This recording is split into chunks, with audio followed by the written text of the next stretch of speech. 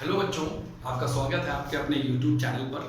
आज हम लोग बहुत ही महत्वपूर्ण टॉपिक पढ़ने जा रहे हैं जो कि 11th क्लास का है फिजिक्स में। आप स्क्रीन पे देख पा रहे हैं, लिखा हुआ है समांतर चतुर्भुज नियम। तो बच्चों इसको हम लोग पढ़ेंगे। इसके पहले मैं आपको कुछ इन्फॉर्मेशन दे दूं कि बच्चों मैं जो वीडियोस बना रहा हूँ, ये वीडियोस दोनों मीडियम के बच्चों के लिए बना रहा हूँ, हिंदी मीडियम भी और इंग्लिश मीडियम भी। लेकिन मैं बाकी टीचर्स भी आप देखते हैं यूट्यूब पर पढ़ा रहे हैं, अच्छा पढ़ा रहे हैं, और बस मुझे थोड़ा सा ये लगा कि जो वीडियोस और टीचर्स बना रहे हैं वो कॉमन बना रहे हैं। उसी वीडियोस को हिंदी मीडियम वाले पढ़ते हैं, उसी वीडियोस को इंग्लिश मीडियम वाले भी पढ़ते हैं। लेकिन मैं ये चाहता हूँ कि मैं जो वीडियो बनाऊँ वो हिंदी मीडियम के लिए अलग बनाऊँ, इंग्लिश मीडियम के लिए अलग बनाऊँ। टॉपिक सेम रहेगा, बस लैंग्वेज चेंज होगी।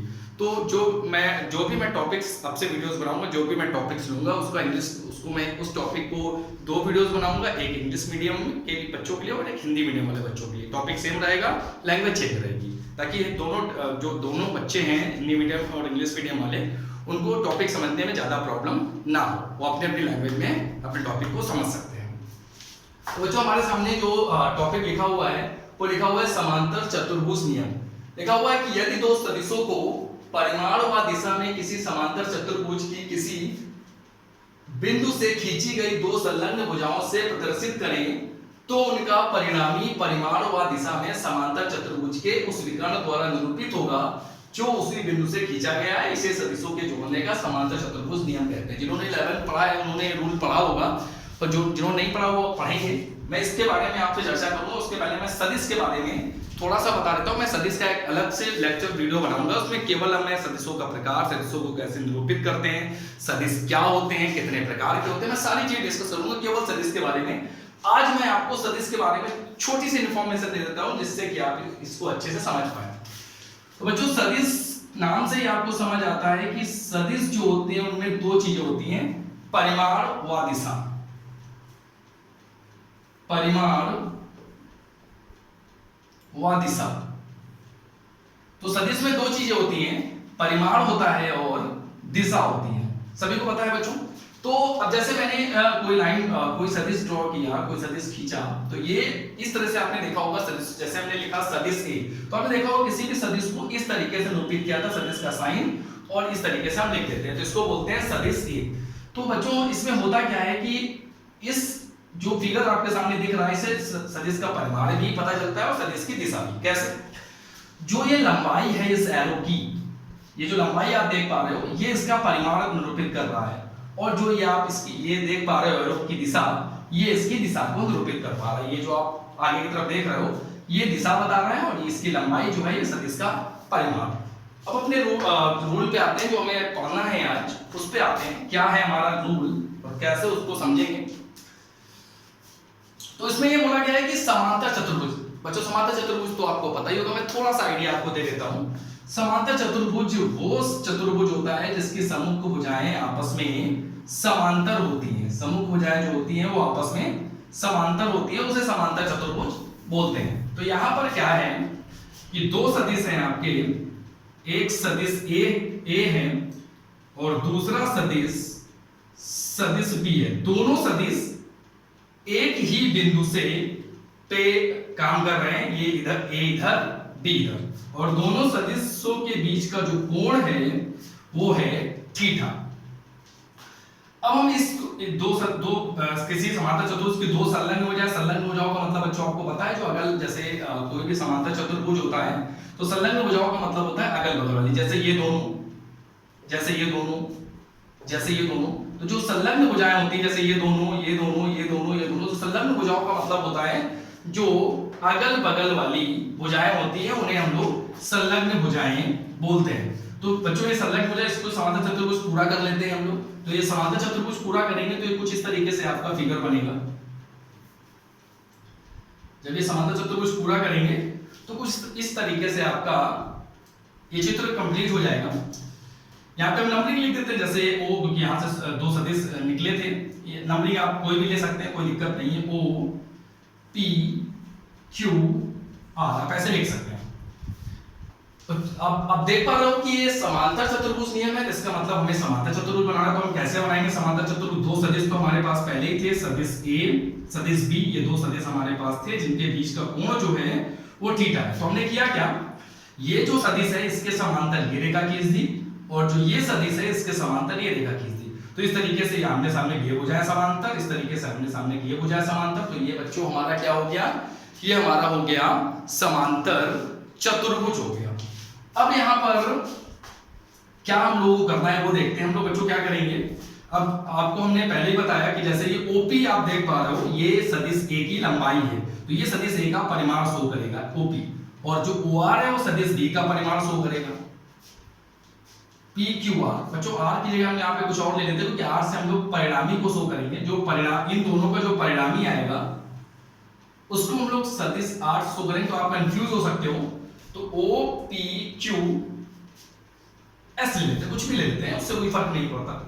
R लेंगे तो R से परिणामी को R रिजल्टेंट होता है इंग्लिश में, तो R लेते हैं, तो यहाँ कोई और ले लेते हैं S। अब बच्चों हम लोग क्या करेंगे कि यहां से लंब खींचेंगे 90 डिग्री, यहां से लंब डाल देंगे इस बिंदु से इस रेखा पे, इसको आगे बढ़ा देंगे, और यहाँ पे PQS, यहाँ पे आप T लिख सकते हो, कुछ भी लिख सकते हो आपकी अपने हिसाब से। T लिख दिया मैंने यहाँ पर। तो बच्चों आपको पता है कि मैंने इसके OP के समांतर SQ खींचा है। मैं यहाँ थोड़ा सा लिख देता हूँ मैथमेटिकली कि जो OP है वो SQ के समांतर है। बच्चों OP जो है वो SQ के समांतर है, और जो OS है, जो बच्चों OS है वो PQ के समांतर। तो बच्चों जो OP है वो SQ के समांतर है, और जो OS है वो PQ के समांतर। क्योंकि ये हमने खुद से किया, जैसे मैथ्स में लिखते हो बाय कंस्ट्रक्शन या रचना से, तो वैसे ही हमने यहाँ पे रचना की है। हमारे पास दो सदिश थे, मैंने इस सदिश के समान मतलब जो ये सदिश था इसके समांतर ये रेखा खींची, इसके समांतर ये, ताकि एक समांतर चतुर्भुज OPQS बन गया। तो OPQS हमारा समांतर चतुर्भुज है, ये रेखा इसके समांतर और ये रेखा इसके समांतर। अब बच्चों में लंब डाला आपको हमने पहले ही बताया था कि जैसे ये सदिश A है, तो ये जो OP होगा ये सदिश A के परिमाण को शो करेगा। तो हमने कहा था परिमाण दिखाने के आपको दो तरीके हैं। ये जो हमने कहा था जब भी किसी सदिश को इस तरह से दिखाएंगे इस फिगर से, तो इसकी जो लंबाई होगी वो सदिश का परिमाण होगा। परिमाण के दिखाने के दो तरीके मैंने आपको बताया, या तो आप मॉड लगा दो या फिर एरो का साइन हटा दो जो ऊपर लगा होगा। ऐसे ही आप OS को लिख सकते हैं, जो OS होगा उसको आप लिख सकते हैं सदिश B, मॉड लगा दो या केवल B, इस तरीके से।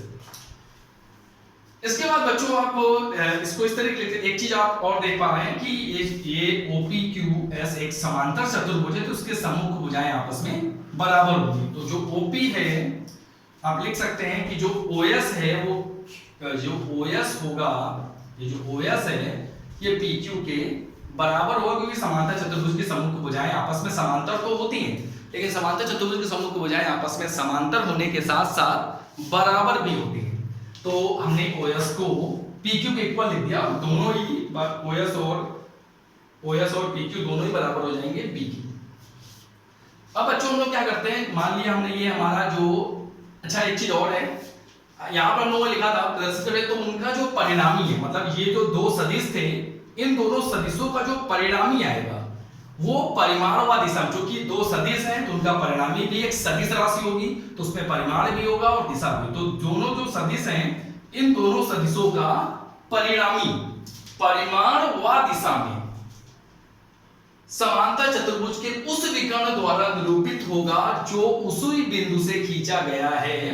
मतलब यहाँ पर ये बताया जा रहा है कि जो समांतर चतुर्भुज हो गया उसके तो दो विकर्ण हो सकते हैं, एक विकर्ण ये है एक विकर्ण ये है, लेकिन ये जो आपके दो सदिश हैं जो इस बिंदु पर O पर काम कर रहे हैं, इनका जो परिणामी होगा वो परिमाण व दिशा में समांतर चतुर्भुज के उस विकर्ण से निरूपित होगा जो उसी बिंदु से खींचा गया हो जिस बिंदु से वो दो सदिश खींचे गए थे शुरुआत में। दूसरा वाला विकर्ण से परिणामी नहीं निकलेगा, बस ये बताया गया नीचे। तो आप सीधे शब्दों में समझ सकते हैं कि ये जो जो ये समांतर चतुर्भुज इसमें दो विकर्ण हो सकते हैं, एक विकर्ण ये है एक विकर्ण ये, लेकिन ये उसमें साफ बोला गया है कि जो परिणामी होगा वो परिमाण व दिशा में उस विकर्ण से निरूपित होगा जो उस बिंदु से जाए जिससे कि वो दोनों सदिश ग्रह, इसलिए ये विकर्ण जो होगा वो इन दोनों के परिणामी को शो करेगा। हम लोग मान लेते हैं कि जो हमारा ये परिणामी है वो सदिश ए से अल्फा कोण बनाता है। मान लिया हमने कि जो हमारा परिणामी है वो सदिश ए से कितना कोण बना रहा है, अल्फा कोण बना रहा है। तो बच्चों आगे चलते हैं। यहां पर हम लोग क्या करेंगे, यहां पर हम लोग दो चीजें आइडेंटिफाई करेंगे, एक तो QT और दूसरा PT। दो चीजें हमें आइडेंटिफाई करनी। तो बच्चों एक चीज और देखो आप, हमने आपको बताया कि जो SO है वो QP के समांतर, SO जो है वो QP के या OS जो है वो PQ के समांतर है। तो आपको बच्चों पता है जब दो समांतर रेखाओं को एक तिरछी रेखा काटती है तो ये वाला कोण और ये वाला कोण संगत कोण होते हैं। मैं छोटा सा अगर आपको चित्र बना के दिखाऊं यही, तो ये कुछ इस तरीके से है। ये आपका S है, ये आपका O है, ये आपका Q है, ये आपका P है। मैंने केवल ये दो लाइनें ड्रॉ की हैं और एक ये वाली लाइन ऐसे ड्रॉ की है। आप ये देख पा रहे हैं यहाँ पे थीटा है और आपको ये पता है कि ये समांतर चतुर्भुज है, तो आमने सामने की भुजाएं समांतर है। मैंने पहले लिख रखा है कि जो OS है वो PQ के समांतर हमने रचना से किया है। तो जब ये दोनों समांतर रेखाएं उसको तिरछी रेखा काटेगी तो ये वाले कोण संगत कोण हो जाएंगे, तो ये भी क्या हो जाएगा, थीटा। तो यहाँ पे मैं क्या लिख सकता हूँ, थीटा लिख सकता हूँ। इसके बाद बच्चों हम लोग आगे चलेंगे तो देखेंगे इसमें हम लोग इस त्रिभुज का यूज करेंगे, त्रिभुज PQT, इस त्रिभुज का यूज करेंगे। अब बच्चों यहां पर हमने आपको बताया कि जो PQ है वो OS के बराबर है और वो BA, क्योंकि समांतर चतुर्भुज के समूह की भुजाएं बराबर होती हैं। तो इस त्रिभुज में हम लोग लगा सकते हैं साइन थीटा। अगर बच्चों इस त्रिभुज में, त्रिभुज PQT में साइन थीटा लगाएंगे तो साइन थीटा क्या होता है, लंब बटे कोण। तो लंब है QT और कोण की बात करें तो वो है PQ, और PQ बच्चों आपको पता है B है। तो sine theta equals to QT by B। तो QT बच्चों क्या आ जाएगा, B साइन थीटा। बिल्कुल सेम बच्चों इसी त्रिभुज PQT में जो ट्रायंगल PQT है इसमें साइन थीटा की जगह पर हम लोग cos थीटा यूज कर लेते हैं। तो बच्चों जब इसमें cos थीटा यूज करेंगे तो आधार बटे कोण आएगा PT अपॉन PQ। आपको पता है PQ की जो वैल्यू है वो B है, तो यहां पुट अप करेंगे तो cos theta is equals to आपका आ जाएगा, मल्टीप्लाई करा देते हैं क्रॉस, तो PT की वैल्यू जो हमारी निकल के आएगी वो निकल के आएगी PQ cos theta, PQ cos theta. तो ये PT की वैल्यू जो निकलेगी वो PQ cos थीटा निकल के आएगी। इसके बाद बच्चों हम लोग क्या करेंगे, हमारा PT आ गया, QT आ गया। अब बच्चों हम लोग लिखने जा रहे हैं OT। तो OT को बच्चों अगर आप देखें तो OT को हम लोग लिख सकते हैं OP plus PT, OP plus PT। तो यहां पर OT तो ऐसे ही रहेगा, OP बच्चों क्या है, OP जो वैल्यू है वो A है, प्लस PT आपने अभी भी निकाला है PQ cos थीटा। उसके बाद बच्चों QT हमारा निकला है। अब हम लोग लेते हैं त्रिभुज, आपको दिख रहा होगा त्रिभुज OQT, सभी बच्चों को दिख रहा होगा त्रिभुज OQT। ये एक समकोण त्रिभुज है, राइट एंगल ट्रायंगल है, तो इसमें हम लोग पाइथागोरस प्रमेय लगा सकते हैं। तो पाइथागोरस प्रमेय क्या होती है, कोण का स्क्वायर बराबर आधार का स्क्वायर प्लस लंब का स्क्वायर। तो OQ त्रिभुज लेते हैं OQT, त्रिभुज आप देख पा रहे हैं OQT, त्रिभुज OQT में लगाते हैं पाइथागोरस प्रमेय। तो OQ का square is equals to OT square plus QT square. अब बच्चों यहां पर अगर हम सॉल्व करें तो OQ स्क्वायर, OQ जो है अगर आप ध्यान से देखें तो मैं यहीं पे लिख देता हूं, जो OQ है वो इन दोनों सदिशों A और B सदिश का जो परिणामी R आ रहा है, उस परिणामी जो R है उसको हमने इस सदिश से इस तरीके से दिखाया है हमने। तो ये जो लंबाई हो गई OQ, ये इस सदिश का परिमाण हो गया। तो ये जो OQ है ये परिमाण हो गया इसका इस तरीके से, या उसको ऐसे लिख सकते हैं। तो यहां पर आप चाहे तो वैल्यू पुट अप करके OQ की वैल्यू आप R लिख सकते हैं। OT आपने अभी भी निकाला है A plus PQ cos theta और अगर QT की बात करें तो QT भी हम लोग आइडेंटिफाई कर चुके हैं, B sin theta whole square. अब बच्चों इसी में आगे चलते हैं, यहां तक सभी को समझ आ गया होगा। अब इसी को आगे बस मैथमेटिकली आपको कैलकुलेट करना है कि जो R आएगा वो है क्या। तो इसी को थोड़ा सा हम लोग मैथमेटिकली कैलकुलेट करते हैं। ये लास्ट वाली लाइन में यहां फिर से नोट कर रहा हूं, R square equals to R square equals to A plus PQ cos theta, यहां पर होल स्क्वायर था, A plus PQ cos theta, और यहां पर आप होल स्क्वायर करते हैं इस तरीके से।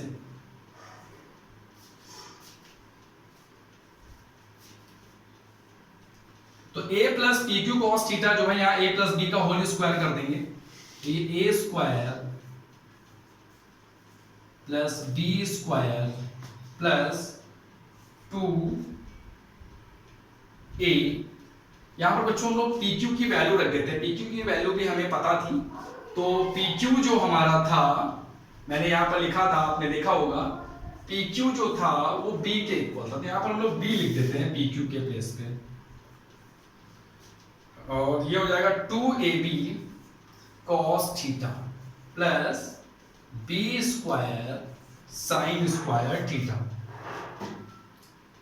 यहां पे बच्चों आगे चलते हैं, तो A स्क्वायर इसका होल स्क्वायर करेंगे तो B square cos square theta plus 2AB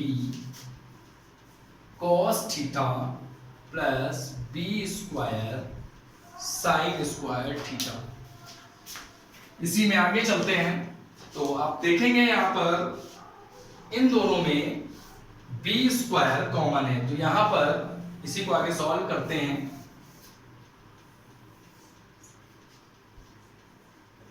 R square equals to A square, इन दोनों बच्चों B स्क्वायर कॉमन लेंगे, तो जब B स्क्वायर इसमें कॉमन लेंगे तो अंदर आएगा cos square theta plus sign square theta.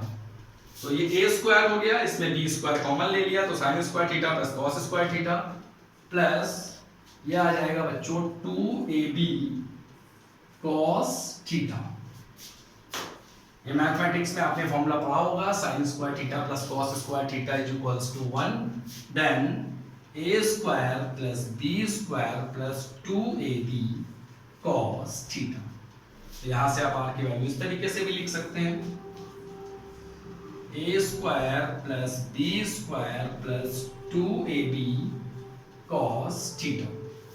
इस तरीके से आपका परिणामी निकल के आ गया। जो दो सदिश आपने लिए थे, सदिश A लिया था, सदिश B लिया था, तो इन दोनों सदिशों का जो परिणामी था सदिश R, उस सदिश का परिणामी जो है R, उसकी जो परिणामी है वो R की वैल्यू निकल के आई A square plus B square plus 2AB cos theta under root. तो यहां से आप ये फॉर्मूला जो है इसका हम लोग यूज करते हैं डायरेक्ट, जब भी कभी कोई भी दो सदिश एक साथ एक ही बिंदु पर कार्य कर रहे होते हैं तो उनका परिणामी निकालने के लिए हम लोग इस फॉर्मूले का यूज करते हैं। एक क्वेश्चन और इसमें आगे बढ़ता है कि जो परिणामी यहां पर निकल के आ रहा है, ये परिणामी किस दोनों में से किसी भी एक सदिश से कितना कोण बना रहा है, मतलब वो दो सदिश हैं तो दोनों में से किसी भी सदिश से ये परिणामी किस दिशा में है या कितना कोण बना रहा है। तो हमने अपने चित्र में देखा है कि जो परिणामी हमारा आ रहा है वो सदिश A से अल्फा कोण बना रहा है। तो अब इस अल्फा की वैल्यू भी हमें आइडेंटिफाई करनी पड़ेगी कि ये अल्फा आखिर बन कितना रहा है, तो उसको भी देख लेते हैं कि आखिर जो अल्फा होगा हमारा वो अल्फा होगा कितना, कैसे निकलेगा वो अल्फा। तो वो कोण हमें निकालने की आवश्यकता है। तो बच्चों हम उसी त्रिभुज में वापस जाएंगे जिसमें हमने पाइथागोरस प्रमेय लगाई थी, त्रिभुज OTQ में।